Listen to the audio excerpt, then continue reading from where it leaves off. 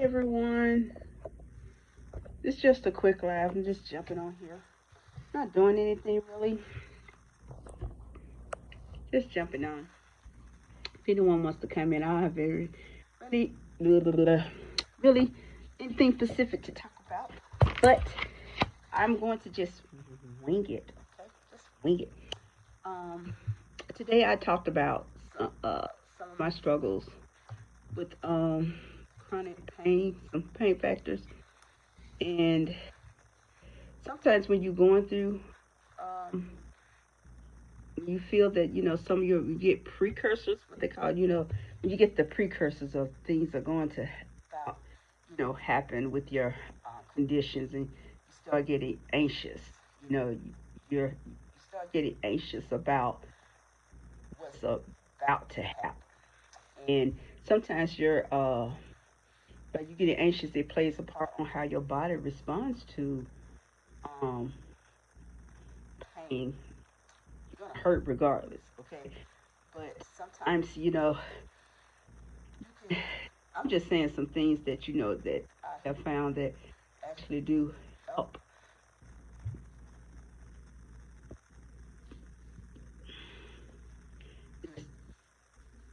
You could deep breathing. I have found that that does kind of help when you try to just take a moment and go. Just take some breaths in. Sometimes I do just take some breaths in, and I do sometimes just take a few deep breaths in, and I know, okay, here it comes. I'm working it. I know it's coming, so I try to do things that, like grab that lighter can. Start doing things, and then my thing is that, like I said, um, when I had to end my career, I really enjoyed my parts of my job when I dealt with the public. I really enjoyed that, and I think of you had to put your place in a mental place. It was hard for me to give up my job because even though some of my doctors advised me to, don't you think it's about time that you kind of call it in? No, no, because there was a part of me, and I felt if I gave up my job, I would be losing part of me, and I didn't want to do that. I wasn't ready to just walk away from that. And if you guys have any questions or anything, it's an open session. Um, I'll answer any of your questions. If you have any questions, just feel free to ask me. No, nothing's off limits. Right now, I'm very open about what my struggles are. Hey, who's that? Y'all know, I'm sorry, but I have to get close. Hey, Earth Angel, how are you doing today? Like I said, you guys have any questions about anything? It's an open live. Um, no matter what, yes, I'm not ashamed about anything. Um, Being diagnosed with all this stuff, they did a DNA analysis on me to see a lot of the things that were going on, and to also see what medications match with my DNA. And I found that to be I didn't know they can do that. I really didn't know they could do that. They could do a DNA analysis on you to find out what medications actually match with your DNA. And they found those kinds of things out. And I need to get my charger.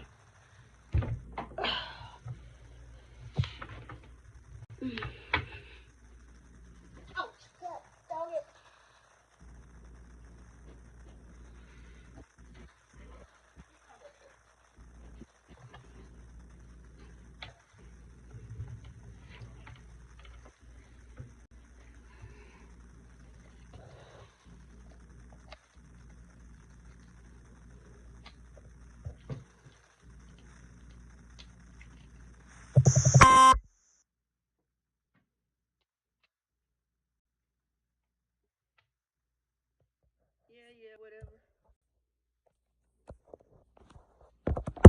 Let me plug my charger in. Okay, I'm back. Auntie, seems like you have a one. I really do. I'm going to tell you my support system. I really do have a good support system. I'm very thankful for my husband and my son, my daughter, my mother-in-law is very supportive. My sister. I really do have a good support system in place.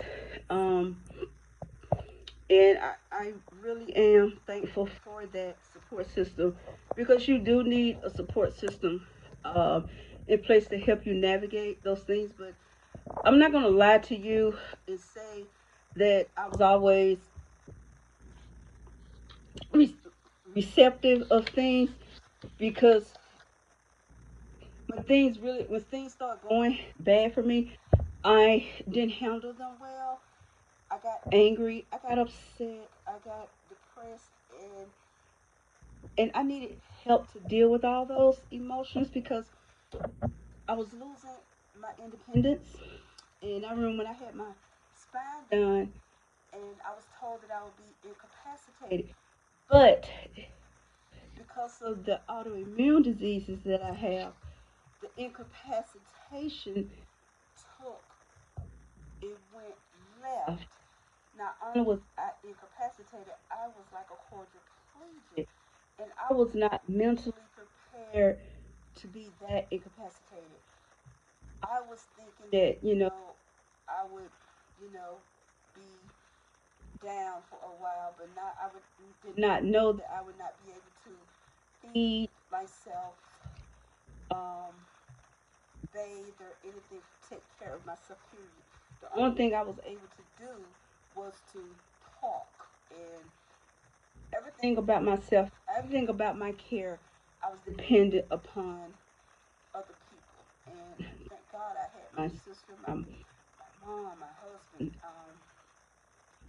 They cared for me, and I'm not gonna lie, I did not want to be bothered with those PTs and them OTs.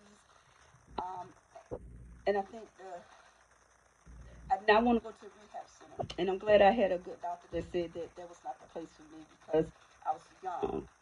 Um, how old was I? I think I was 40, 42, 43. They said, oh, you'll probably have a roommate, and there'll be some 80-some-year-old. And so they brought everything to the home, hospital bed, and I really appreciate my husband because I didn't have control of my facial muscles.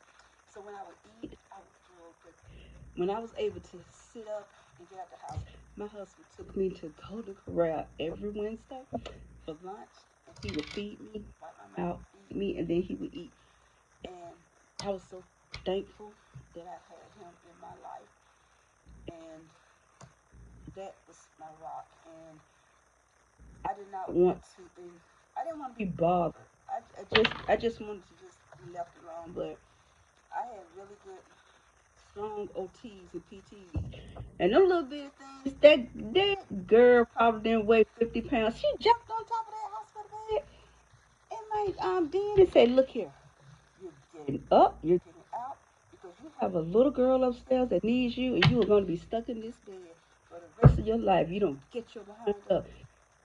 She didn't let me sit there. And I'm so glad I did because I used to look at people using walkers, and I'm not going to lie. I was like, what's so hard about using a walker? Look like that would be easy. It's hard. It's hard as hell. It is really hard to learn how to use your legs again. It's hard to learn how to use your arms and coordinate. That stuff is hard. And it was a very humbling experience. And people don't know what it's like unless you go through it yourself. It's really hard. Chronic pain is hard. And people can sympathize with you. But I'm like this. With each rock, this is my motto, something I made up. It's a journey. And there, whatever rock or pebble hits the road, you kick it out the way and you just keep walking. That's it. You just keep going. You just keep going. Like they used to say about that little fishing that children, Finding Nemo. You just keep swimming. You just keep walking. You just keep walking. Come on, Dexcom. Keep walking. And another thing, y'all, people talk about my lies. See, this little thing here, it came with my little Dexcom, but I can't use this. Never have, never will, because this you have to carry it with you everywhere. And with my neurological issue, I will never keep up with it. But see, my phone, I keep up with that. But that thing, I'll never use it because I'll never find it. I'll never keep up with it. And not gonna work. Not, not, not gonna work. Not at all. Okay. So I'm just gonna be honest about that. I'm not using that thing. Earth Angel, do you have fibromyalgia? I think you said you did. You had fibromyalgia or neuropathy. I think you said you had one of them. I can't remember. So forgive me. If you refresh my memory, if you have um, one of those um, neuropathy or fibromyalgia, there's so much going on, huh? So much going on. But I'm telling you guys, I have been wanting me a cake. It's this cake. I made this cake 3 times, but I like to host events. I used to do these themed events for, like I said, be like 12 of my closest girlfriends and cousins, and, two of my little aunties that would drive up here, and I would have themed events. I love entertainment. I really do love hosting, and I would have, one every 4 months. And last year was when I had my last one was my Think Pink. It was in honor of breast cancer awareness. So I had to announce that I had to step back. I had to take off all of this year to focus on my health because I had so much going on. And so what I did, I am having one in December. It's called my Winter Wonderland, and I love entertaining. And so what it is that I be doggone. I forgot what I was trying to say. What was I trying to say? Oh well, it'll come back. It always do. Oh, I had did my what that thing is? What's the thing called when you put your picture in thumbnail? I had found this. Yeah, you guys, I be I'm into Sheen and Temu, whatever you call it. But I found this on Sheen. I think it was like 50 cents or whatever. But I had ordered 2 of them. It says, "Good morning, this is God. I will be handling all your problems today. I will not need your help, so have a great day." And I'm going to laminate them in my little coffee station. I'm going to put one over my coffee station and one on the door of my she room when I finish it. Because I think that is such the perfect saying. That is such the perfect saying. And let me ask you a question. If whoever is, what you guys think, about the, Lord have mercy. I'll tell you the truth. I just want to talk about it.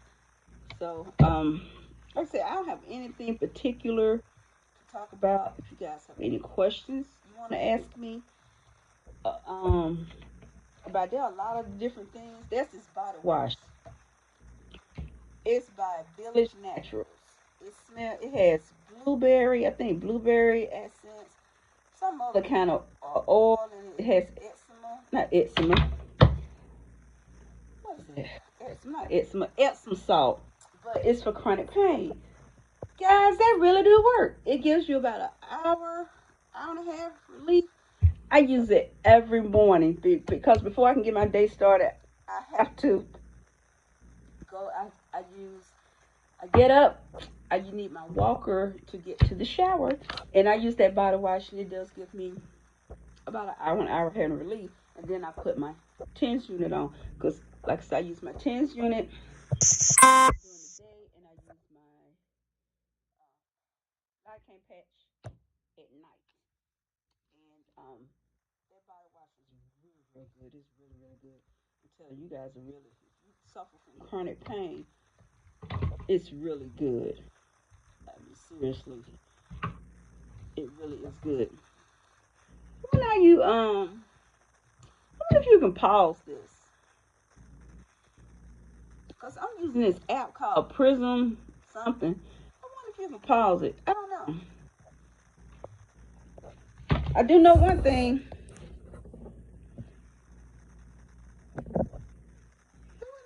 Can. Anyone know anything about this app called Prism? Prism. So I don't know. Since I don't know anything about this app, Prism something, Prism Live. This is my first time using it, so I don't know anything about it. I'm doing lives because I have to get used to them, and in order to get used to them, I have to keep doing them, even though no one, even if no one ever comes in.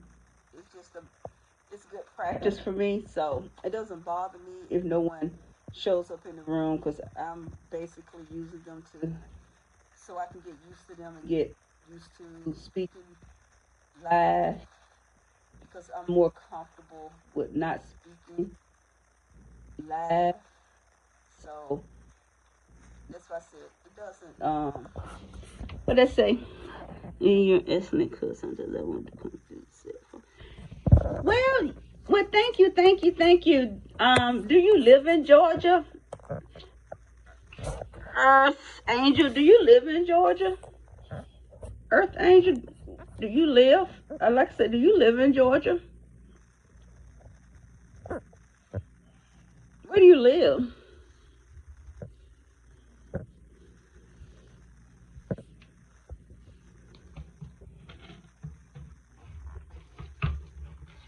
Cause like I have local subs here. They get free food. I have one really dedicated, faithful. What the gospel song say? Faithful servants. I have one subscriber here. I used to work with her. She is one. She's funny. I mean, okay. Let's see. Pendergrass, Georgia. Where is that? Pendergrass. You know what? I'm gonna tell you. I retired from the State Board of Pardons and Parole. I used to know every city in the state of Georgia, every county. I knew them. Every city, I knew what county it was, and I knew them by the district number, whatever the parole office number was assigned to them. I knew every county in the state of Georgia. I don't know any of them now. But where's Pendergrass at?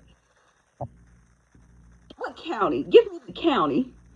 Also, what county is that? Cause some numbers, there are a few numbers that I still remember. Um, there are a few numbers I still do remember. And I do all of that. It's amazing how things that you now you can't even. It's kind of funny at times. You're like, oh, I used to remember all of that. I do. I do the police chiefs and all of those for all of those offices and police officers. I'm Pendergrass. It's Winder, Georgia.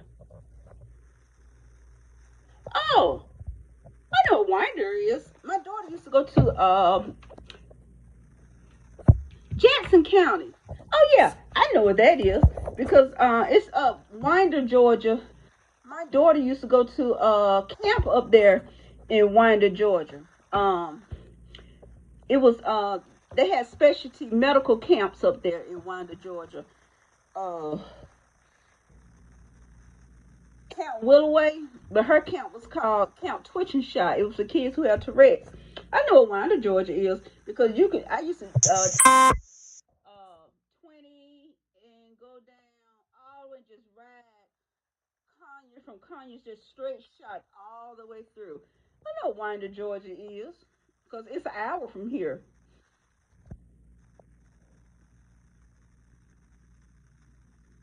Yeah, I know exactly where it is because we used to have to take her to camp every year. Every July we would take her to camp. It was about an hour and 5 minutes. I know exactly what Winder is. Yeah, Camp Twitch and Shout. It's Camp Willoway. It's inside of a state park up there.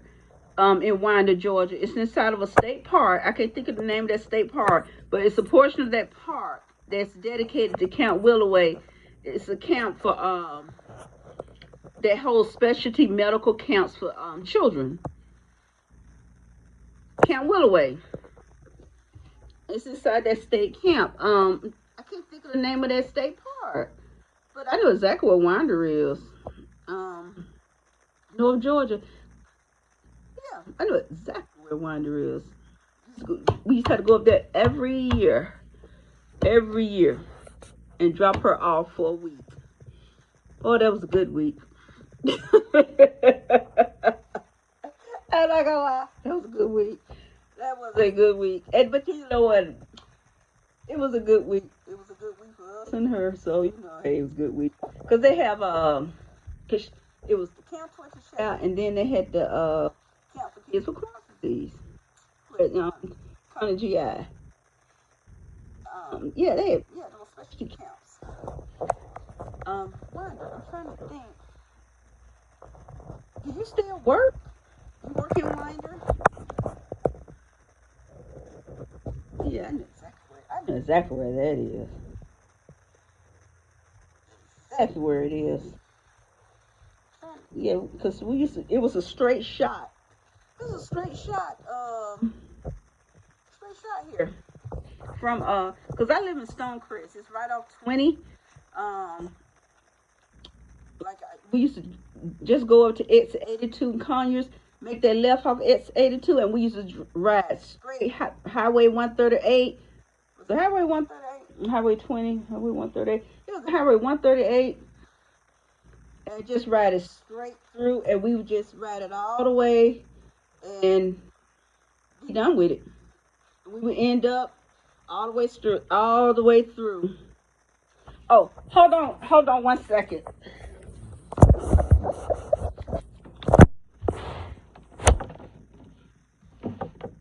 Move that.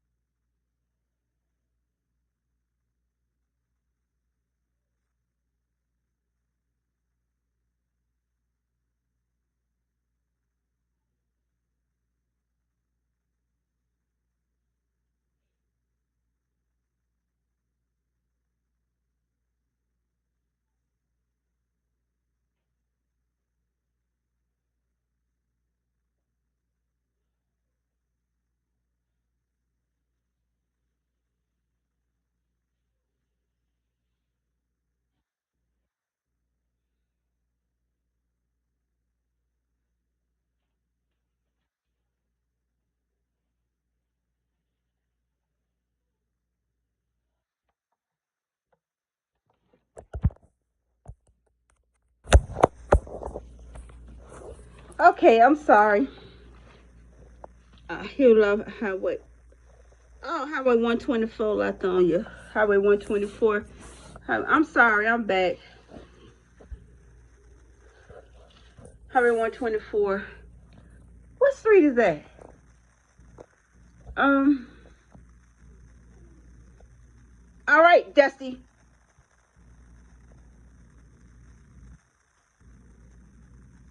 Kaylin, let Dusty in your room. He's whining. Yeah, he's whining. I'll tell you. Dusty's just a rotten little four-legged pooch. It started out as her dog. Within a month, he was my dog. And he's been my dog ever since. But I love my little poogie bear. Highway 124. If I knew the street in Lithonia. You know, Stonecrest and Lithonia, well, we used to be Lithonia, and we became Stonecrest. And the funny thing is, I ain't even vote for it. I didn't even know they were voting. I didn't. I just came in the subdivision one day and I saw we were our own city. And I said, oh, we're our own city now. So we have Lithonia and we have Stonecrest. And so that's crazy. Because our new mayor, he's in prison now for stealing all the money. So that's that. he in prison now for stealing all the money. So much for that, huh? I gotta learn how to do all this stuff. So So, yep, Stonecrest, Stonecrest, like I said, Lithonia is all Lithonia, but certain parts, like, okay, for example, where I'm Stonecrest. But if I went up the street to Walmart, that's Lithonia. And if I went the other way to the corner, that's Lithonia? I don't know. Oh, that's Lithonia. So, I don't understand how those lines are drawn. I don't. Highway 124 takes you into Stonecrest from Snellville. Oh yeah, I miss Snellville. I love Snellville. Oh yeah, Snellville. Scenic Highway. Oh yeah, baby. I love Scenic Highway. I know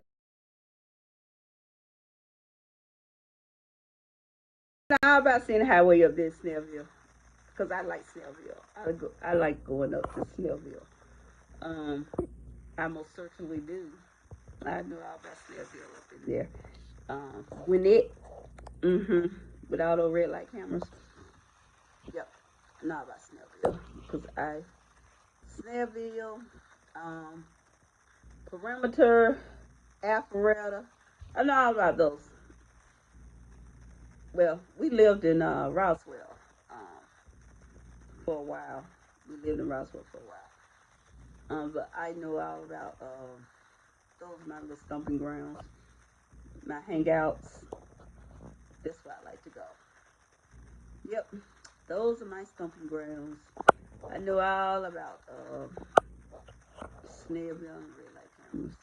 Now, Alpharetta, Hogan Ridge Road. Oh my God. Used to take us an hour just to go for a 15-minute ride. It's so congested. And it's worse now than than when we lived up there.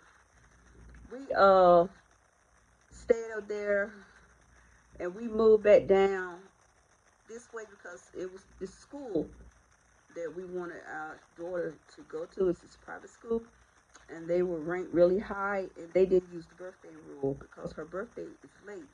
And if she would have went to public school, they would have made her wait a year. And the private schools up there also used the birthday rule, so there was a really great private school down this way. It was ranked really high, and we wanted her to go there, and they did not use the birthday rule, so that's why we came back down here. And it was more affordable also down here for that private school. And thank goodness. Because, none of her friends can read her handwriting if she writes in cursive. So if it's something she want to say to them, oops, and she don't want them to know what it is, all she got to do is write in cursive. Who's that? Atlanta. Atlanta. You talking about the city of Atlanta? Well, I ain't going over there. I ain't going in the city of Atlanta. They can have that Buckhead. Lennox Mall. They can have Lennox Mall area. They can have Buckhead. They definitely can have anything back that way. I'm not going back that way. Nope. They can have that. Did you just see that what happened to that lady and that lady's baby over there at that hospital, Southern Regional? They couldn't clip my toenail at that hospital. I've never liked that place. I've never been because I never lived over there. But they couldn't clip my toenail at that hospital. How you decapitate a baby's head and the baby's still inside the womb? What kind of doctor was that? Yes, I do remember taking shorthand because I was in the business magnet program. My school was Charles Lincoln Harper High. It's closed now. Because I did go to the Civil Atlanta Public School, and I was in that business magnet program over there at Harper High. Because my mom stayed up here, and that little small country town in Jackson didn't have nothing to offer. So I was blessed. I was educated in Atlanta. I was educated in Atlanta. But yes, I remember taking shorthand. I didn't have a choice. Shorthand, the typing. Oh my goodness!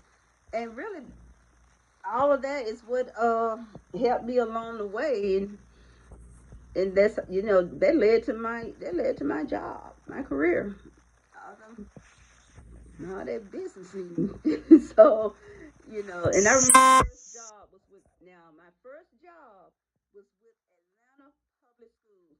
They put me in this school over there in Vine City. It was Kennedy Middle, and I'm gonna tell you what happened.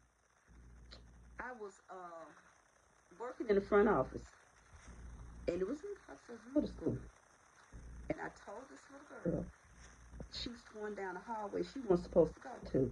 And I said, little girl, you cannot go down that hall. And she said, bleep, I will walk your bleep like Stone Mountain. And when she said that and lifted up her little pants leg, and she had a little pocket knife, I said, go on, baby, go on. I was like 18 years old. I just graduated high school, and it was a summer job. I let her go. It was a summer job because I was getting ready to start college. Mm-mm. Mm-mm.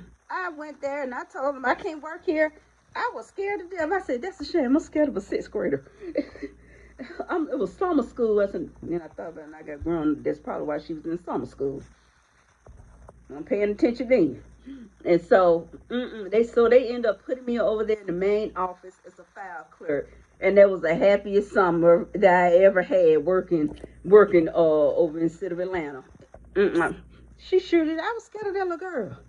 Sitting up there, she threatened me. She lifted up that little pant leg and I took off. They can get that. Oh yeah, shorthand. I don't remember shorthand anymore. You remember there was some other stuff that I don't know what your high school days were. I was in high school. I came out of high school in 1985. I graduated in 1985. So, but we had good lunch. I don't know what they feed them now and what they were feeding them back when cause my kids are 20 and 35. So my kids didn't eat school lunch. Well, they started eating it when they got my daughter never ate it. My son started eating it at high school, but my daughter went to public high school, and she still didn't eat school lunch. But you remember back in the day? I don't know if you remember. I don't know when you came out of high school. But I remember when I was in school, we could smell those yeast rolls baking, and they would just you would smell yeast roll, you would smell the cookies. They had the best shortbread cookies, and they made everything. They made everything. There was no. You saw cans. You did see canned goods. I would see you understand. You still understand what I'm talking about. About when we got real food. They had cooks in the cafeteria that took pride in their jobs. We still got real food. They did not bring in dinner rolls in a prepackaged bag and you just pulled them out of the bag. Those cooks, they really did cook. Um, you could smell the food actually being cooked, and there was no such thing as portion control back then. I don't know how. I know back then, now they get one drumstick and blah blah. Back then, you got two thighs or you got a leg and a thigh, and the kids, we were full, and they don't. And no matter what, you always got a salad because we had those long trays in our day back in the days. Yes, those lunchroom ladies could cook. They literally could cook, and you always got you got a tossed salad on your tray every day. Whether you ate it or not, you still got that tossed salad. It would either be Thousand Island dressing or French dressing, but you got that tossed salad. And you always had a green vegetable. It would be green peas or green beans, but you always had the green vegetable. And your entree, they would pile it on, and they serve breakfast. When they served breakfast back in the day, you actually got breakfast. Breakfast now in the school cafeteria is a pop tart, a juice, or milk, or what them things called a cheese toast, or juice or milk. Don't know what they are missing. They don't cook like that now. I don't. They don't cook at all.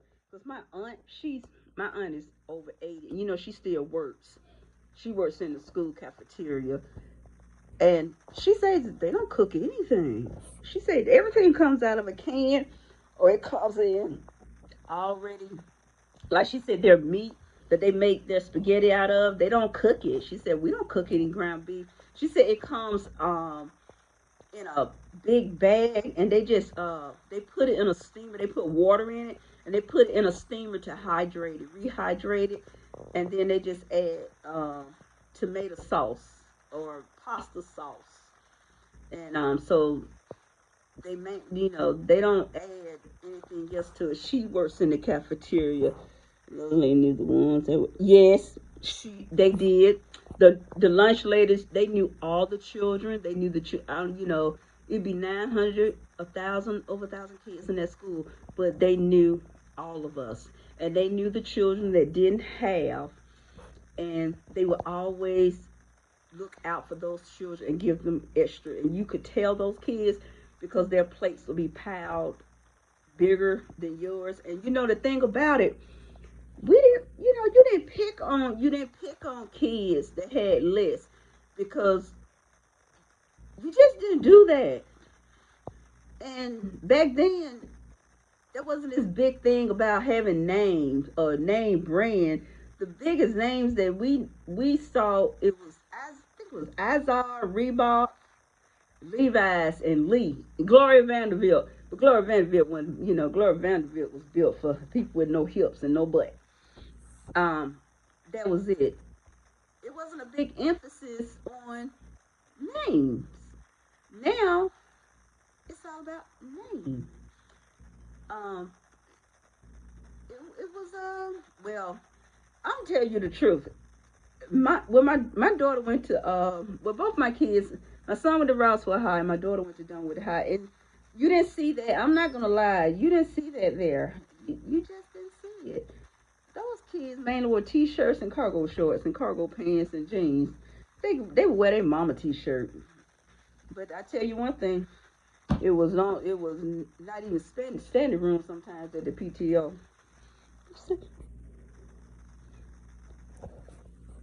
And see, you just. I wish if you know what I used to tell my son, because my son and my daughter they were very blessed. I used to tell them if ever, I ever hear you or hear of you or catch you making derogatory statements against someone that has less than you, I would take your stuff and I would give it to them. And you know, because they used to think I was crazy when they was coming up because I was unpredictable, and I did not play that. And my friend, her granddaughter, her mother was real hardcore on that. You know what she did? One day, her daughter caught her granddaughter picking at a child who had less than her. Do you know what she did? She went to the thrift store and bought her some uniforms from a thrift store. You know, she made her that little girl wear those three uniforms the entire school year. And the little girls that she was hanging with because they were mean girls, they kept asking when your mother gonna give you your clothes back. When your mother's gonna give you your clothes back. She did not give her daughter her clothes back until the next school term. She made her wear those same three uniforms, and my friend was like, "I told her, I think she's learned her lesson." She said, "No." She was, I wanted to really sink in. You don't do that, and you have to raise your children to know it's a blessing. It is a blessing. It's not. I grew up in the country. My grandmother and my grandfather, they were not wealthy. They they had they they had land land. I was never hungry. I was given a lot of things, but the thing about it, I was raised with humility. And my grandmother was one of those. We would spend all morning picking vegetables, fruits, and someone would drive up, and my grandmother would give a lot of that stuff away. And I didn't understand when I was young, when I was a child. I was like, "Oh, girl, we did all that work, and why you do that? Why would you give it away?" And she would always say, "You don't know what someone's going through because behind every set of eyes, baby, is a story, and it's not their story to share with everyone because it's theirs." And I never understood what my grandmother meant until I started getting older and I saw what she meant, and then I started understanding why she was always blessing people with the fruits of her labor. I mean, we would have a room because there was a room in the house that she would store. We would store everything in the watermelons, all the cantaloupes, everything we would pick from that garden. It was so much. She would give it away. She would just give it away, and I guess that's what I do when I cook things. I don't charge people for food because that's just me. I don't charge people for food. And I just don't because I don't know what their situation is. My daughter's best friend, her parents, and see, the people have the misconception that just because, you know, if there are children in affluent schools, because the public school is in affluent zip code, everyone in that school, in that zip code, they're not, there's some hungry kids there too, okay? My daughter best friend, her parents were struggling. You know, I packed that little girl's lunch every day from the ninth grade to the 12th grade. Every day, and their friends thought I was doing it because, no, I did it because I loved that little girl, but it was no one's business. And to this day, that little girl parents never knew that I knew what their situation was because it wasn't for me to go back and tell them. And it was this thing called the bento jar. She got a hot lunch every day right along with my daughter. And it used to be so funny. She used to say, "Oh my goodness, you, uh, Rainy just goes like, wow, she has really good lunches. She has really good lunches." And so I did that because my heart moved for me to do that. My grandmother, she really was. She was a blessing to so many people, and so many people loved her. And my dad was like that. You know, like my crazy crackhead cousin. Yeah. My dad died in 2021. He would curse my daddy out like crazy. He would curse him out all the time. And my daddy would still give him a plate of food, would still let him sleep out there on the floor of that pool house. He would curse him out. And then when he get up the next morning, then curse him out again. And I laugh about it. I think about it sometimes and I laugh. I don't, like I said, I can't drive. It's down in Butts County, Jackson, Georgia, where the electric chair is. Well, it used to be electric chair. And I would I laugh about it there when I think about it. And if I saw my cousin, if I went down there, I would see him, but I would just think about now. My dad is not alive anymore, so now he going off on my aunts. So. But they don't let him sleep in the pool house. They don't let him sleep there anymore. But it was so funny because he would just he would curse my daddy out there, but daddy would still let him come in out of the cold, out of the rain, and let him sleep. And then when he get up the next morning, he'll go back to curse. He'll curse my daddy out. And now he blessing my aunt. He blessing. It's his one aunt, because she still drives. And he sees her, get out in your car. Don't you get away from me. You go to your car and go home. And then he'll say, yeah. That's the way he carries on. So when she said she saw him about a week ago, and she said, I saw your crazy cousin. And he said, wait, family, we just gonna squash all this. She said, I looked at him and said, fool, I ain't have no beef with you. You the one that got the beef. And it's just the way he is. Those drugs messed him up. The drugs messed him up.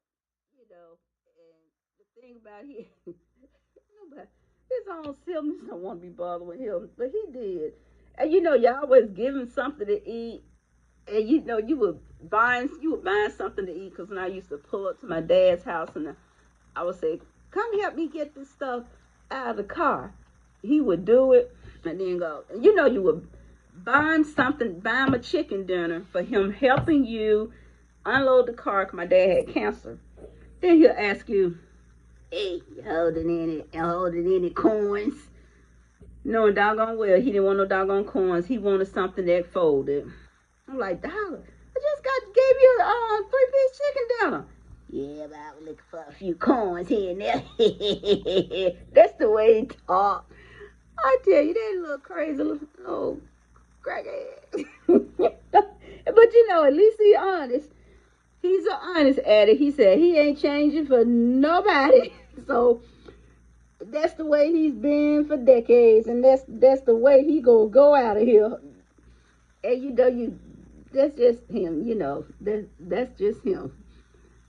Honey, I tell you, you can't help but love him. But he's very comical. Yeah, that's how he talk. Yeah. One day my other aunts, cause they stay in that other house. They stay in that bad house, and she opened the door, and he was lying on the front porch asleep. And it was so funny. She said she saw a snake crawling away from her. She said that's sad. Even the snake scared of him. So, because he's in the country. It is in the country. Yeah, he wanted that money. That's all he wanted. He didn't want no chicken. But you know what? He inhaled that chicken. I don't even think he threw the bones away. Probably chewed them up. Because he didn't chew nothing. He just slurped it. With my you hold it, the corn. That's what he thought. It's just amazing. But I ran to a lady like that the other day at Publix. And her situation was sad because she really irritated me. It was sad, and she irritated me because she was standing in front of Publix on Panola Road, and she said, "Excuse me, ma'am, can you help me?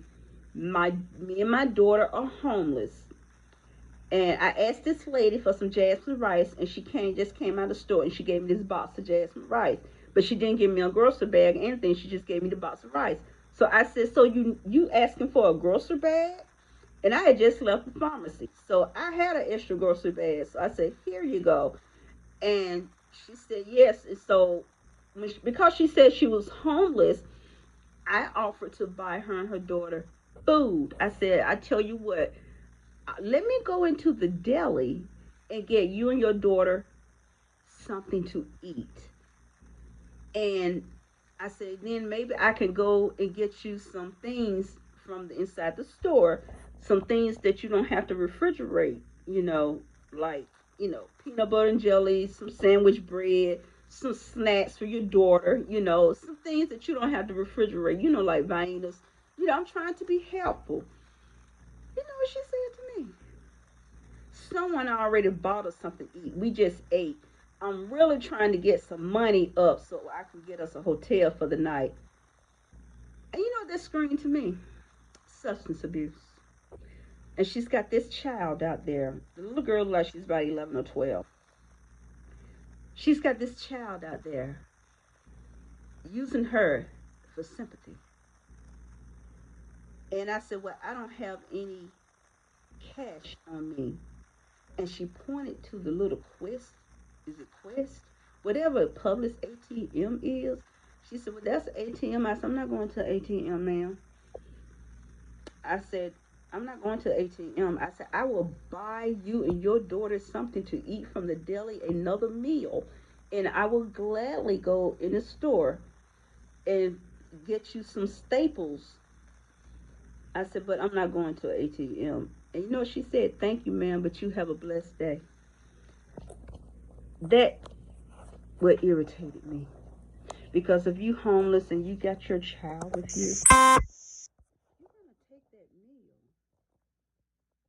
Yes, she turned the food down. She said what she really was looking for was money to get a hotel for that night.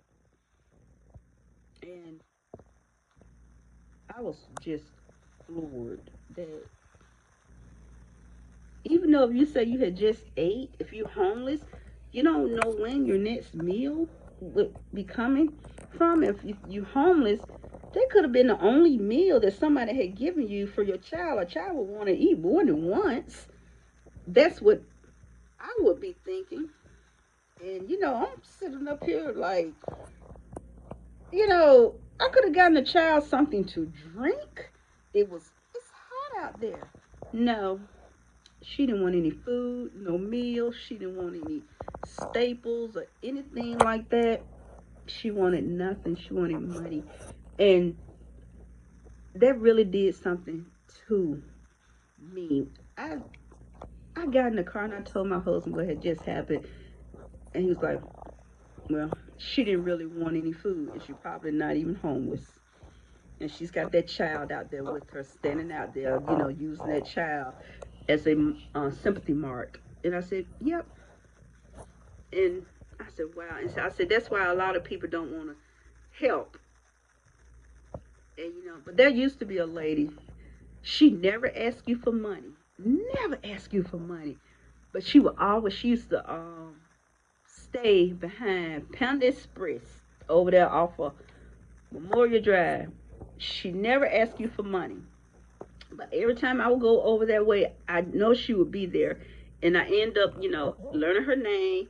And she ended up learning my name. And that's when I was driving. And I would see her. And I would always buy that lady food. I don't care. I would always go to Panda Express, McDonald's, whatever was over there. I would always buy that lady food. I buy her 2 meals. I buy her one she can eat now, and I would buy her one she can eat later. And she had found a puppy. And I would go to the little pet store, and I buy her little puppy cans of dog food. So she make sure the puppy ate too.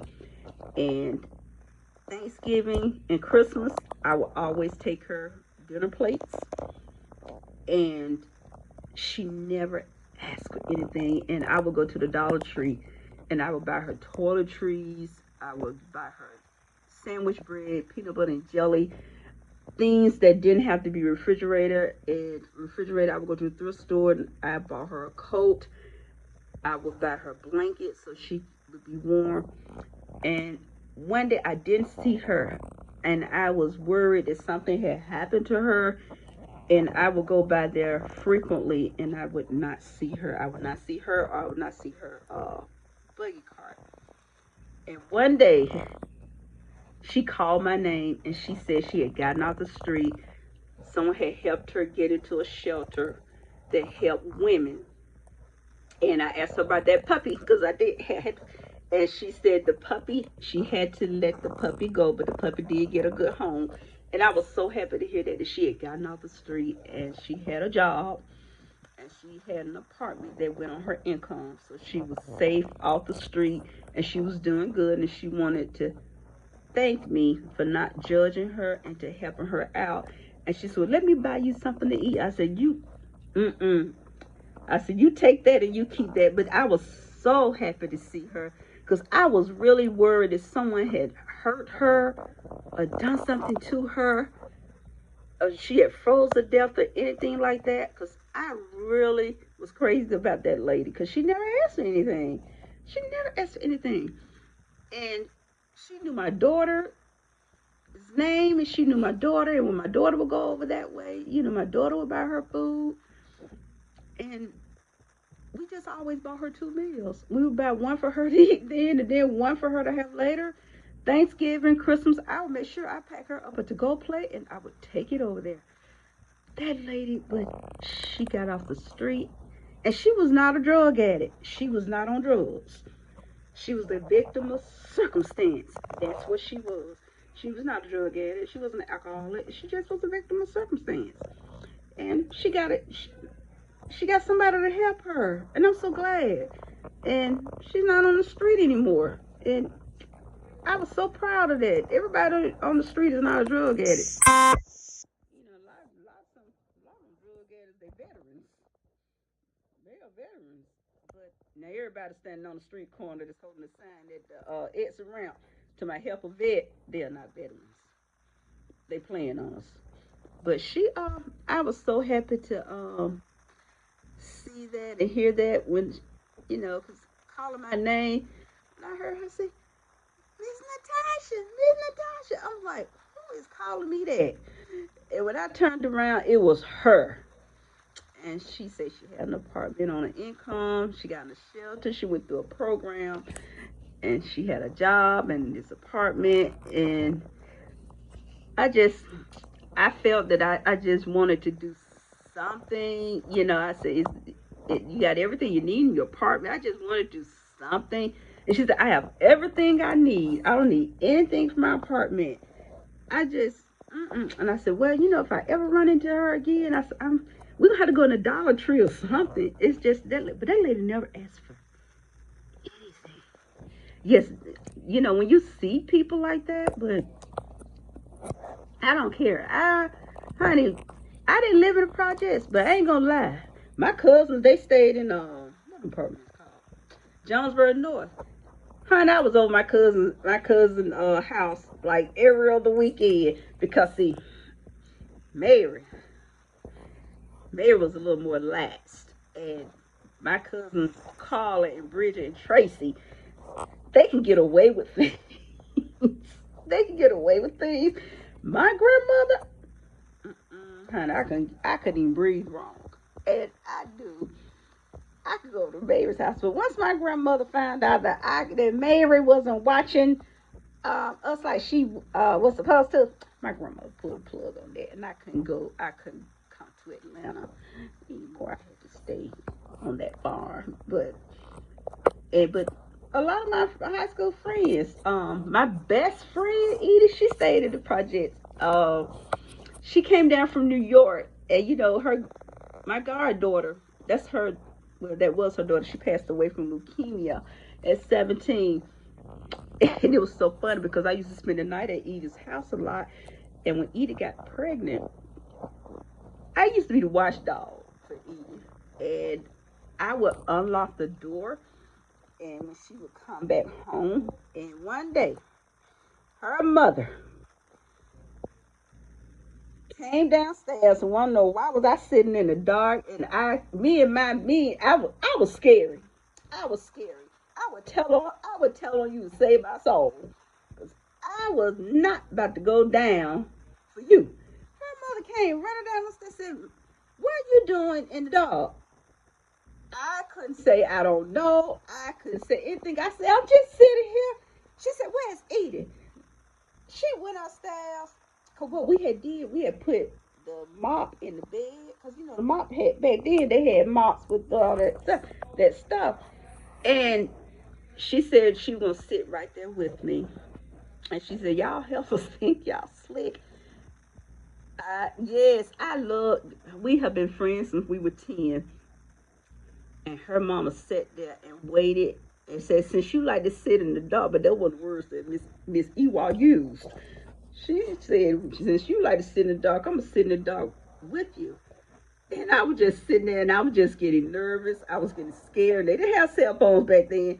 And there was no way I could warn Edith that your mama is sitting here with me in the dark. Because I had already unlocked the door. And I was going to help. We were going to tiptoe upstairs. Boy, Edith came through the door. And her mama just went to well. And you know, back then they would beat the fire out of you.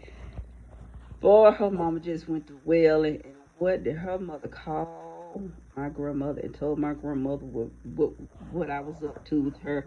And then when Edith suspected she was pregnant, why did I have to go to Planned Parenthood with her? Her mother dragged me right along with her. And when Edith found out she was pregnant, her mother said, you have to do it. You have to do it. How I help her get pregnant? Hey, I was just a lookout. I ain't had nothing to do what her and Sean was running around doing. I was just a lookout. And I was there when my little goddaughter was born. But you know what? I was there when my little Shani Bun was born. And I was there when my little Shani Bun took her last breath at 17 years old from that old monster leukemia. But I tell you the truth, that doggone Miss Eva, we couldn't fool her for nothing. She was smart. She was really, really smart. That woman was real smart. And those were, we tried to fool that little lady. We were, back then, parents were smarter back then. They're not that smart now. They believe everything their kids say. They believe everything their children say. Oh, I didn't do it. When my child said they didn't do it. Who's that? Let me see. Hey. Oh, hey, pre-retirement. I always have a hard time pronouncing your name. Hey, pre-retirement. Thank you. Welcome to the live. You did. You finally made a live. Pre-retirement cooks a lot, too.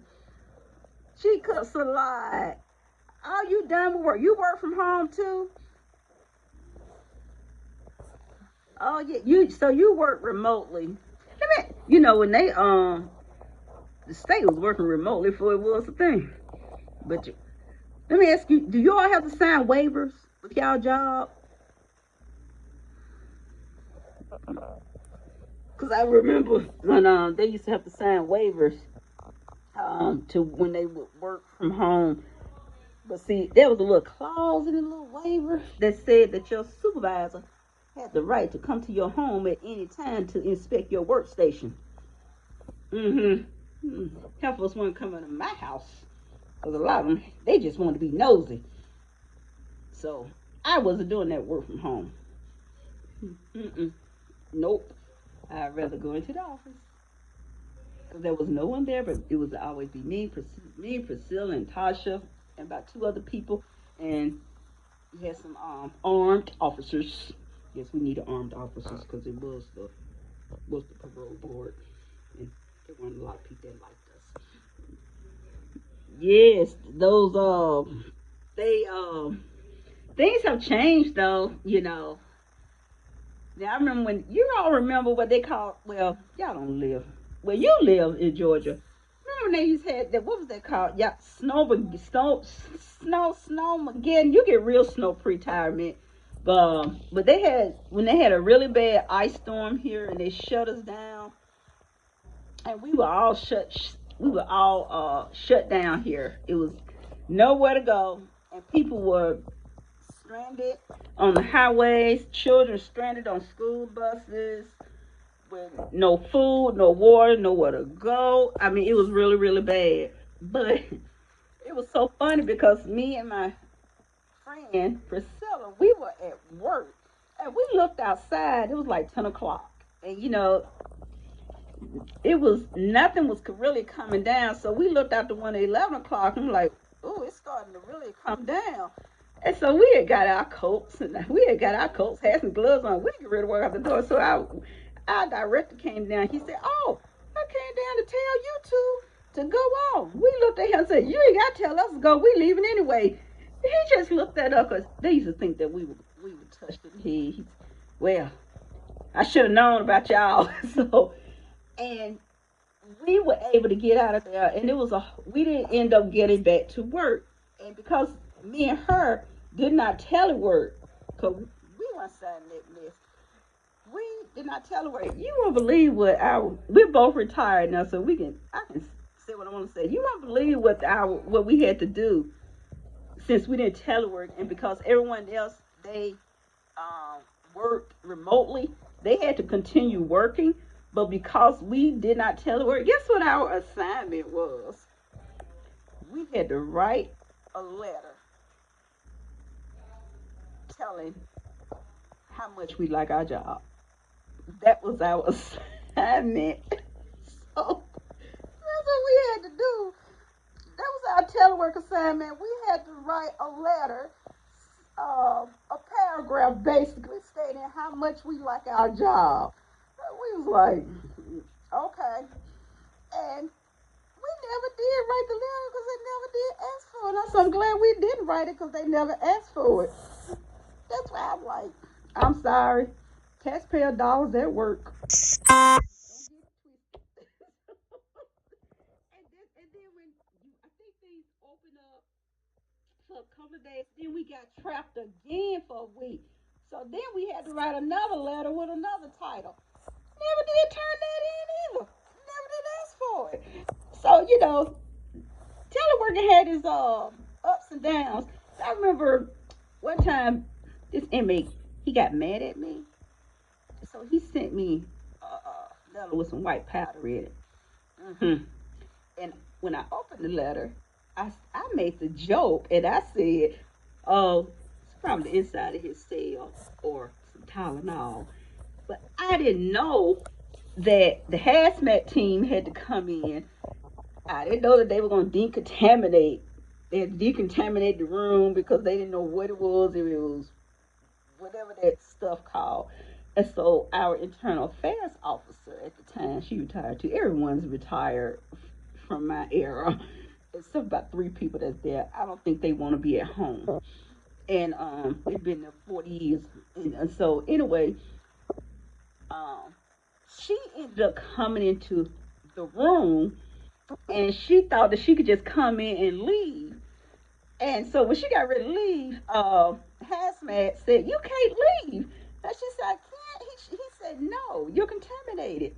So, oh, y'all still, no, no, no, honey. They can't drive here. No retirement.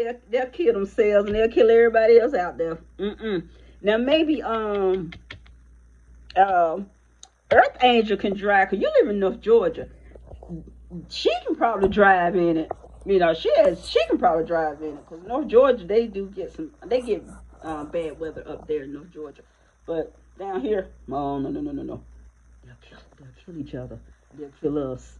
They don't know how to drive in it because if you mention ice or snow in the state of Georgia, I'm telling you, there will be no eggs, no milk, no butter, no water in the stores. You will find people with garbage bags at the gas station, trying to put gas in garbage bags to take it home to save it. You cannot mention ice or snow in the state of Georgia. Well, especially the Atlanta area, because ever since that snowmageddon, what they call it, people have they have been terrified of the word ice or snow. Oh no, I don't drive. Oh no, I don't. I wouldn't go out in it. But Earth Angel, you know how they respond here when they mention snow or ice. You know they everything shuts down. Kids don't go to school, but should have them don't go anyway. You know they start doing the remote and see if the snow isn't above the top of your tire. Oh no, see they can't do that here pre-retirement. You can't do that. See here, if the snow gets up to your heel, they shut it down. If the snow comes up to your heel, they shut it down because it's mainly ice here for us. It's ice, and you have the black ice. But we didn't get a bad winter last year. This year, whatever the winter is, but no, you can't do that. You can't handle that. Oh yeah, they shut this thing down. It's that's. I'm glad I know how to make bread. I don't have to go to the store and fight with the people fight with the bread. There is no bread, no milk, no cereal. Everything they take everything from the store. You can't get anything. No water. Hey, Rebecca Towns, I'm having a good day. I really am having a good day. I think I'm so excited because now, finally, I have my new stove and I can cook my cake. I can cook what I want to cook because I've been cooking on my countertop, convection oven, convectional, whatever you call it. Um, and I can't cook turkey. My husband asking me for some turkey wings and dressing, and I can't cook that in that. I needed my stove. It was supposed to be on the third, but the refrigerator was damaged because my refrigerator started acting up. Then the next week, my stove went out. I was like, what the heck is going on? So the refrigerator, it went out. The water line busted. So it was like a tsunami, the Titanic in the kitchen. And then there was no water coming to the refrigerator because the water line was off. So it was building up like 3-inch blocks of ice. And I was like, well, how is it doing that? And it's been a crazy 3 weeks. So he's been wanting some turkey wings and dressing. So I have to cook that for him. And I've been wanting my chess cake. And now I get to actually cook. Now, it was so hard. I was looking for a stove that looked like my stove with the whatever those things called. The things that you cook on, they don't make them. I looked at every store, every stove in there, and they all came with that center grill thing. I would never use that, and I told them they better not touch it because that's my stove. I don't want it dirtied up. So when they looked at me, we can't use that. Heck no, because you're not gonna keep it clean like I want it clean because they know I have OCD. And you know what I did? Because I had to order these special stove liners. I can't use my liners like I have a stack of. So I had to order special stove liners. So what I did that old 1980s way. Just took my heavy duty aluminum foil and I made me some liners and lined the whole dog on the stove top. And you just can't. I was so disappointed I couldn't find me one before. Let's see. Yes, yes, yes. And oh, you got pliers, honey. We ain't got none of that here. No, yeah, don't need none of that here. Only thing you need here is some hot water and some more than salt. So I was so upset about that. So now I can I can cook like turkey. I can eat turkey. I can eat turkey. I can eat turkey. Well, I love turkey, so I already got. I went to the farmers market. That's before my store went out, and I had planned to do that. I turned on the oven, and hmm, hmm, and the oven just cold, but I smelled gas. Then I looked, and I had him look at to see if the pilot light thing was on. It wasn't even. There was no pilot lights, nothing. It was just cold, but gas was escaping, so didn't want to take a chance, and it was a waste of money to uh, have it fixed. So went on and just got a new stove and a new refrigerator. Been done with it. So and the new refrigerator you have to use. And and another thing, all this high tech stuff. I just want to cook. All that stuff that's on that stove. I'm not using that air fryer feature. I'm an air fryer on the counter. What I need that for? And it's steam clean and it's self clean, steam clean. Add 1 minute. Add 1 minute. If I'm cooking something, I don't need to add a minute. I know what to do. And then it's got this probe thing. I don't need none of that. So that's what they get you on. They what they say, has anyone tried the protein? Oh, I eat protein yogurt. I eat that. I eat anything with protein in it because I need it. Hold on, take my charger out. I eat protein yogurt. I eat protein yogurt. I eat I like when I make smoothies and stuff. I add protein powder to stuff to give me that protein because that's how my hair grew. That's how my hair grew back or things because I had to do a chop because I wasn't eating. I was throwing up all the time, so all my hair had came out, and my hair, and I've always had a lot of hair, but my hair came out to like this, and then didn't have any like here, so I just did a big chop, and and my lack of protein, and I like protein. Now I'm talking about protein. I ain't talking about protein potato chips. Now I would tell you one thing. I tried like protein waffles. And I'm gonna tell you when I started eating that a lot of that protein stuff is I had I had a stomach surgery. I had stomach surgery. No, not weight loss. Not none of that. Um, and I and I had complications. And and because I had gastroparesis, they the nutritionist wanted me to. She was saying you need to push the protein. And so I said, well, I would try these protein waffles. So I would buy these protein. They were called is it Kojak, something. They're in a brown. Well, they still sell. I don't know, but they was in a brown box. But anyway, I would buy those and I would put them in the processor. Everything made me sick as a dog. But I can tolerate the protein yogurt. I can drink the protein shakes. I love muscle milk. They used to have these protein smoothies that used to be sold in Whole Foods, but they stopped making them. The company went bankrupt, and they stopped making them. But protein yogurt. I like the protein shakes, and what else I like? And I do like the protein powder, but I only buy vanilla. I don't buy any other flavor because I can throw vanilla go with anything.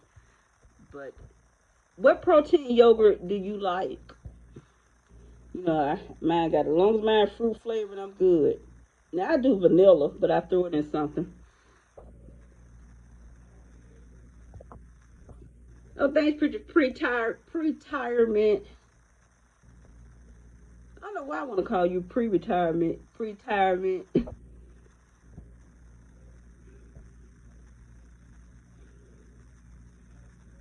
Yeah. You have a certain brand of protein yogurt that you eat, Earth Angel?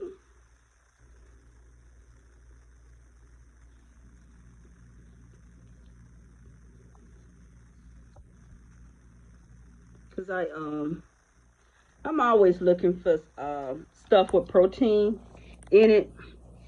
I'm always looking for stuff like that.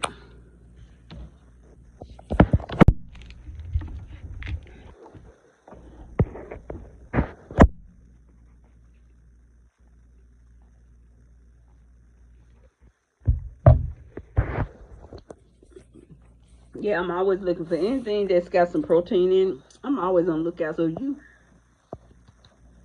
what is it? I like the ones by Ratio, the banana. Oh yeah, I like banana yogurt. I like any kind of I like oikos. I don't know how to pronounce the word, but I know it's Oiko. I like those.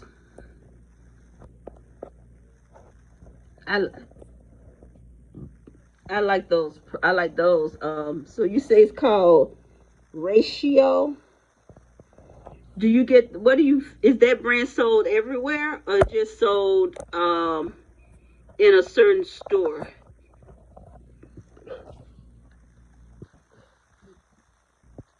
Excuse me. Oh, yeah, it's 25 and not 15. I need to write that one down.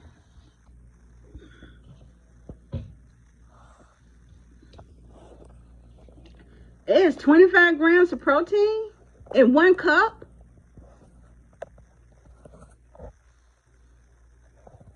Really? Is it let me ask you then,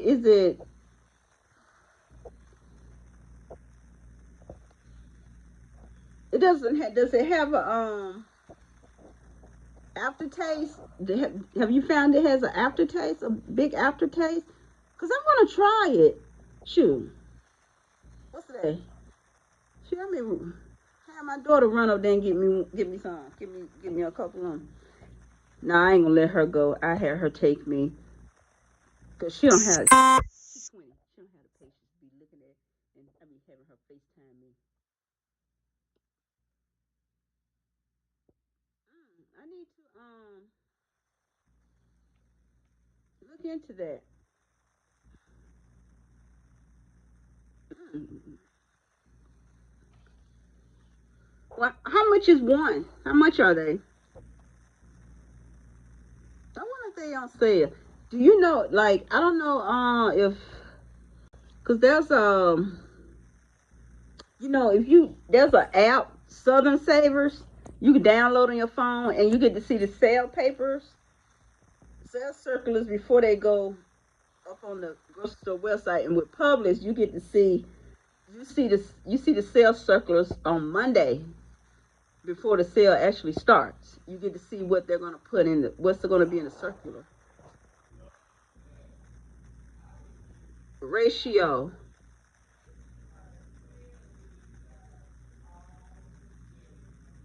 I'm going to have to try that. I can't put nothing on top of it, but I like yogurt. Oh, hey, that's what the other yogurts, the Greek yogurts, cost. What I love. But I can't give up my key lime and my lemon and my orange. Those are my favorite flavors. Orange, lemon, and key lime are my favorite flavors. Those are the flavors that I stick to. Chill Bunny. I love Chill Bunny is my favorite. I love that yogurt. Chill Bunny. Greek, but only buy those three flavors of the Chill Bunny. And the protein I get strawberry, blueberry. One day I said I was gonna try my hand at making Greek yogurt, but I never did. Never did. And on 8 carb, it's 8 that's total carbs. It's 8 total carbs in it. I have to count total carbs. If it's 8 carbs, that's really good.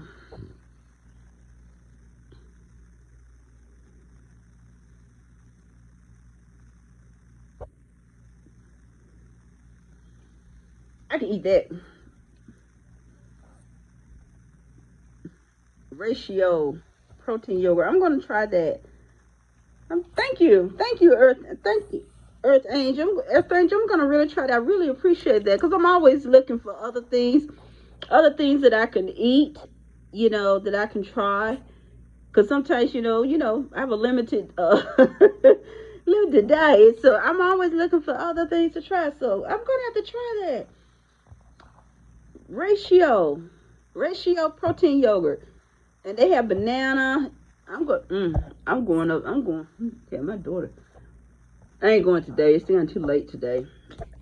I gotta go tomorrow. I didn't even realize what time. 3 grams of sugar. Don't matter about the sugar. I have to count my carbs. I don't load up on sugar anyway. Not a good thing. 3 grams of sugar, 8 carbs. Yeah, I have to count those carbs. And if it's eight carbs, I can. That's cool. It's less than what my snack allowance is, but I can eat that because if it was 5 or less, it's a free. I wouldn't have to count it, but that's why I wear this baby. What did there be any other store? We don't have. Oh yeah, pre-retirement. What stores do you have there? You have Walmart.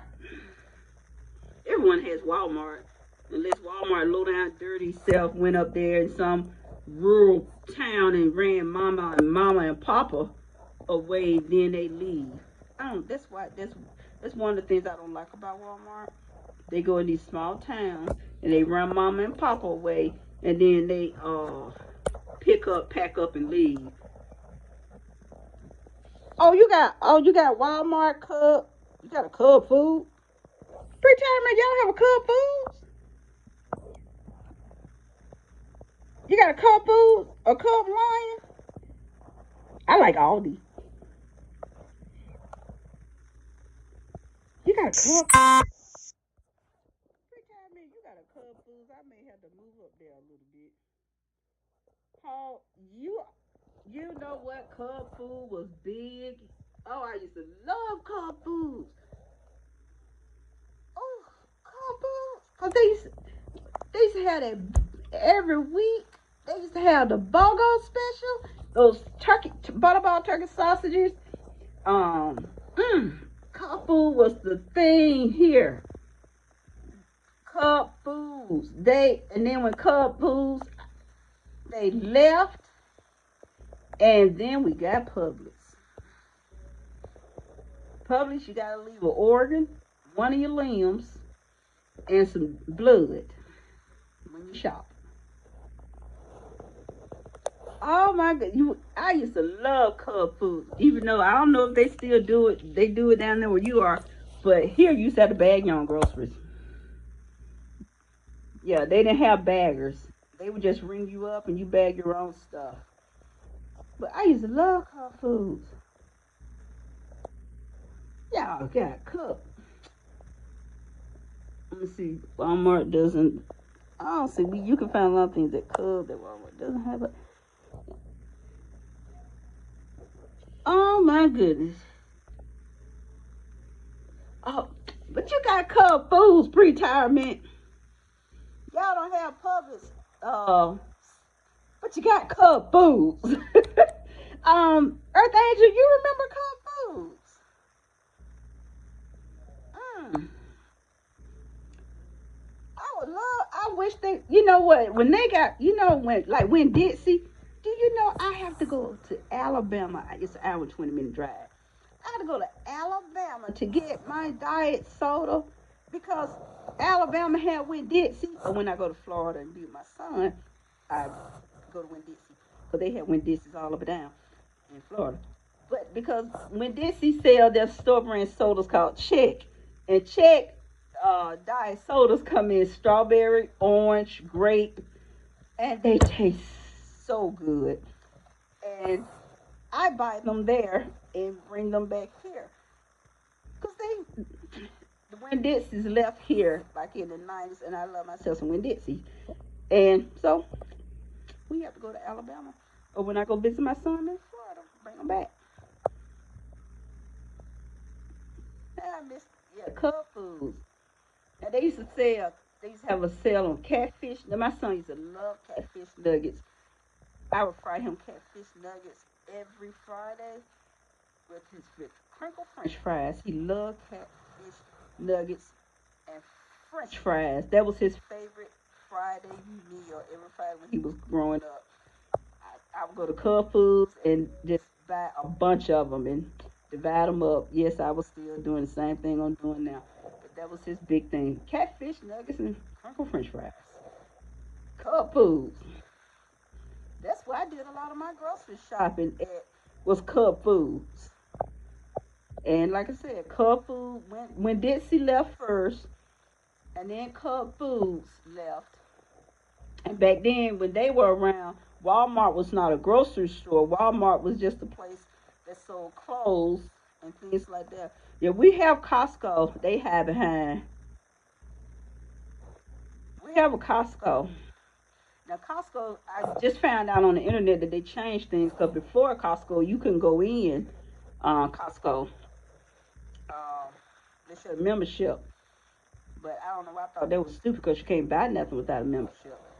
But my mother-in-law has a Costco membership, and I went. That's how I found out about Costco. I went in there with her once, but I haven't been in Costco in a long time. Um, my daughter-in-law, she likes Costco because they have Costco. Um, I have BJ's and Sam memberships, but I haven't been in Costco but twice, and it's the closest Costco to me is the one up in Chambly. Is it Chambly? Is it Chambly? Houston Industrial Boulevard. Yeah, that's Chambly. That's Chambly. Yeah, that's the closest one to me. I know it's not that far, but uh, I keep saying one day I'm gonna go up there and just walk around. But they say they have a nice food court. That's what I hear. They have a nice food court. Costco has a really pretty good food court. And I'm sorry, this is shocking to me that you all have a closed food. They need to come back. But like I said, Walmart wasn't a grocery store back then. I don't know when the first Walmart Supercenter came here. Oh, 60 miles away? That's over an hour. And the best time for you to go in Sam's Club pre-retirement is when it's early in the morning. That's the best time to really go to Sam's Club. If you don't get to Sam's Club early in the morning, don't go. Don't go. If you do not get to Sam's Club early in the morning, you're wasting your time. Don't go. It's the best thing, but um, my husband loves their beef. He swear that they have the best beef. So, and so that's where I go get his beef because he loves their beef. He says it's the best in the world to him. But we are plus, so I get to go in before anybody else.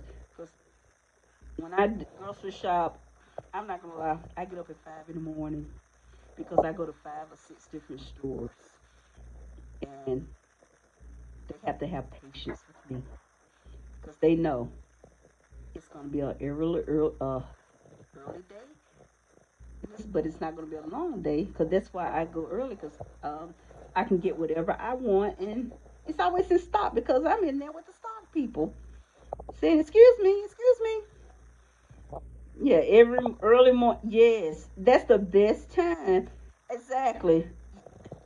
You have anxiety, social anxiety, and I don't have to hear anyone to me because it's no one in there. It's just you, your list, and your buggy, and everything. They put all the good stuff is out, and you have access to everything.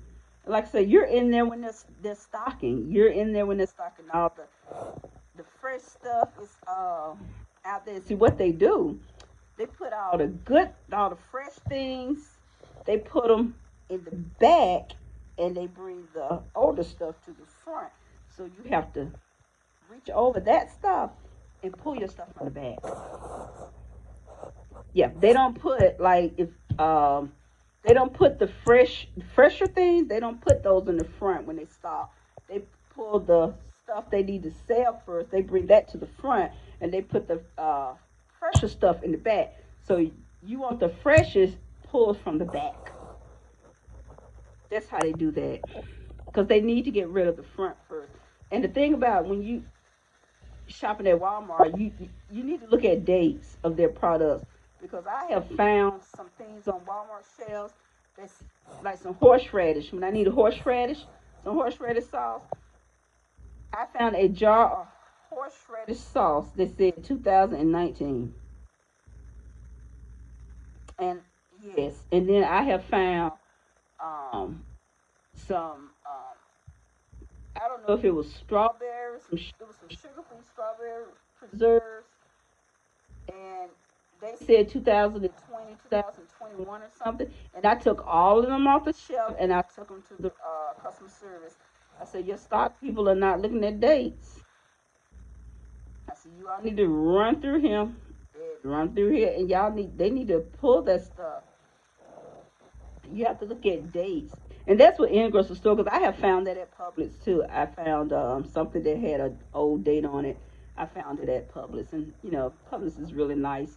They said we apologize. It was oversight, and they gave me the item free, a fresh item, of course. Um, oh yeah, you have to look at. I always look because you see in my videos how I have everything dated with a label. That's something It started out my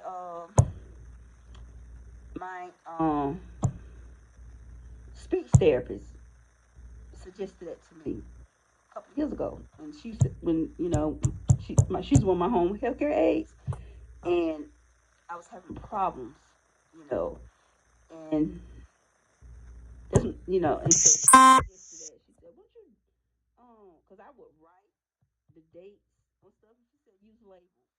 That way, they're easier to see." And so I started doing that in 2000, I think 2019. I started using labels, and that's how I know. That's why it's easier for me to see, and it will catch my attention better when I see that things are dated.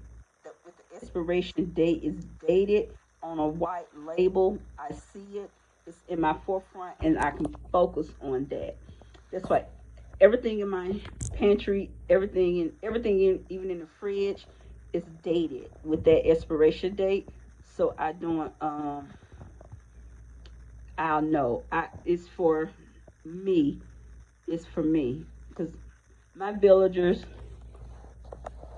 only thing they get out of the pantry is nothing. They don't even. My son, not my son, my husband, my daughter. They don't go in the pantry. They don't go in the cabinets. They don't. Their snacks. They have a snack tote. Yes, and yeah, organize your pantry by day is a great idea. But like I said, I have to use labels and put my dates in markers, in permanent markers, and because it helps me. That's the way I function. And but when you're dealing with grocery stores, it's a good idea. Look at the dates, and if it's an item that you're not gonna use a lot, see if they have a date that's farther out and buy that item. Because instead, you may see one that has a date of October, I mean, yeah, October 2023. For example, if you're not going to use that one much and you see one with the date of December 2023, use that one. December 2023. And like I said, when it comes to your, if you buy your produce uh, at a grocery store, it's those things those shelf things where you pull and then the other one slide to you. Because I normally go to the farmers market and get my produce. Um, just remember, they bring all of those to the front, and when they unload the trucks, they put that in the back because they need you to pull it from the front. So the freshness is always in the back, and that's the way they stock their shelves. They put the fresh in the back, and they bring things to the front. Because if they push the older stuff to the back, it will go bad. The object of the game is to get rid of the oldest, get rid of the oldest first. And so, it's so much easier. hmm That's their little secret. That is their little secret. hmm Oh, they have little grocery store secrets running up and down the grocery stores. All kinds of little secrets. You know, just like they do with that meat glue crap. Walmart don't have a butcher, so Walmart is not back there cutting any meat. They don't have butchers. The meat comes already cut. It's comes in from a meat market. They don't cut anything. Only thing they do is stamp it. They just put the label on, and you know they don't they don't butcher. They don't cut or anything like that. Their meat already comes packaged and everything. The only thing they do is put it on the scale, key in the number, and they put the price tag on it. So you don't have to ever worry about they have that them slicing anything. They don't cut anything. They don't package ground beef and they don't package chicken. If you ever go to Walmart, you notice that they have the stockers are always having boxes and boxes and boxes of meat because it's already prepackaged. They don't have a butcher shop.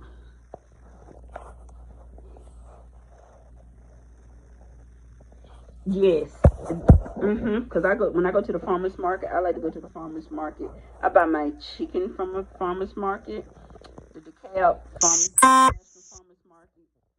I like to go there to get my chicken. My daughter likes lamb. But they like lamb. I go there and get that. Um, I go to two different markets. I go to the one downtown. It used to be called the Kerr Market, but that's what it was called in the 60s and the 70s. It was called the Kerr Market, but as times went on, they have changed names to, I don't even know what they call it now. But anyway, it's a staple in that urban neighborhood downtown. It's right next to Grady, the number one trauma center. It's right down the street from my job. It's down the street from that train station, Georgia State College, and all of that. So it's in the heart of downtown Atlanta. If you in and out in an hour, you don't pay for parking. But inside that Kerr Market, it's more than just multiple vendors that sell meats and veggies, and they have different restaurants also in there. I mean, all kinds of different cultural restaurants.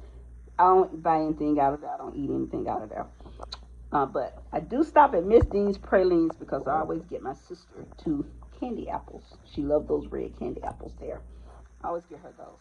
But they have, and it's only two vendors that I fool with. I have this one particular vendor that I like to go to that I get my husband's collards from because I can get them. I go there because a lot of some vegetables that I do eat, I can't peel like rutabagas. I like rutabagas, but I cannot peel a rutabaga. But they sell them already peeled and pre-cut up. I could just grab a bag of those. They greens. I don't pick greens. You can get them with stems in them or without stems, and I like the way they're cut up, so I can get the veggies already taken care of, and then I go to the meat market and I get smoked turkey wings. I get the oxtails. I can buy the whole tail if I want to. If I want, you get to pick your own oxtail. That's what I like about them. You can buy them already pre-bagged, cut small, thin, or which you can get them cut thin or medium or like that. So it depends on what dish I'm cooking, but I go down there and I get those, and I always just get the whole tail, and I tell them how I want it cut. I don't buy the pre-bag. You get the lamb, and I like getting the lamb chops there because the lamb chops, they cut them and they've already cleaned that bone off, and so you just getting the lollipop chop. That's what I like about them. But it's always good to shop around. Yeah, that's why I like to go and just stock up, just get all stocked up, and I like to buy whole chickens too, cause that's how I make my stock. Just to get your whole chickens and make your own stock. That's real good. But I buy stock out the store, cause I keep stock in the pantry too. I buy that too. So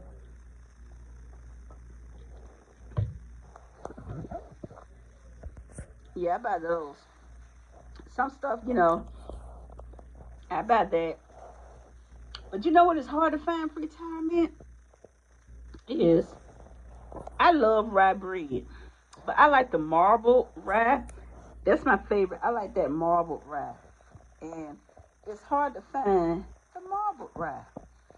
And this is one Walmart that sells it. It's near my mom's house. And I said I was going to find me. Uh, well, I got a rye bread recipe to make the marble rye, and I said I was going to try it because I love marble rye bread. And, but I have some outside in the freezer. You have a chest freezer. Pre-timer, you have a chest freezer.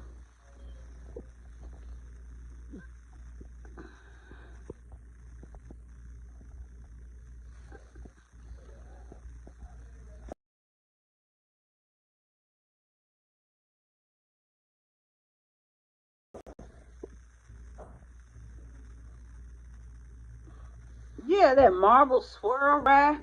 Google it on Walmart site. You'll see it. You'll see it. Well, guys, my mom is calling in. My mom has dementia, so she's calling in, and I don't know how to hold on. Let's see. She gets really worked. She has dementia, stage 3, so she gets worked up about stuff. So you have to calm her down.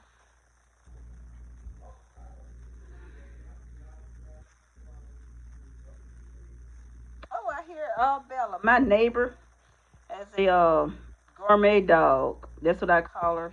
She is a gourmet dog. Um, they have a gourmet dog, Bella. She's short, little fat piggy.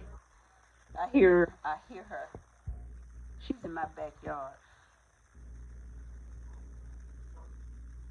Yeah, she's directly in my backyard.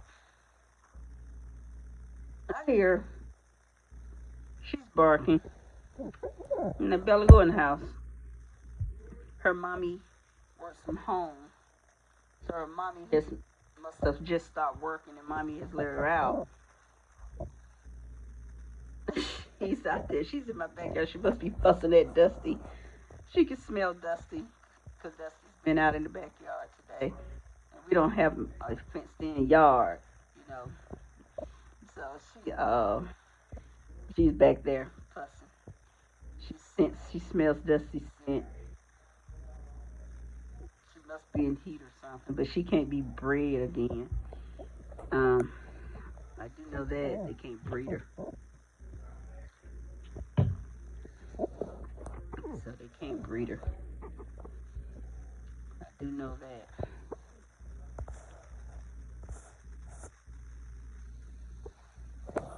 So, well, pre-retirement, I am going to get off of here. And to all of you that have stopped in and hung out with me in my live, I gotta chat with my mom and make sure that she is calm down. She is calming down because her anxiety gets worked up with her dementia.